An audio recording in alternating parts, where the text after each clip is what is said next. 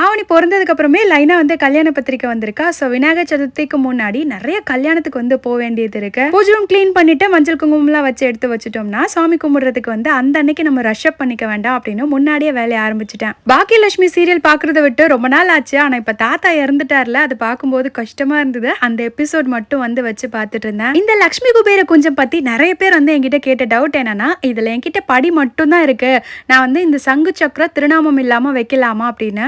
சங்கு சக்கர திருநாமத்தோட வைக்கிறது தான் அதோடைய சிறப்பு. திருமால் இருக்கிற இடத்துலதான் திருமகள் வந்து வாசம் புரிவாங்க அப்படின்னு சொல்லுவாங்க. திருமகள்னா மகாலட்சுமி தாயார்.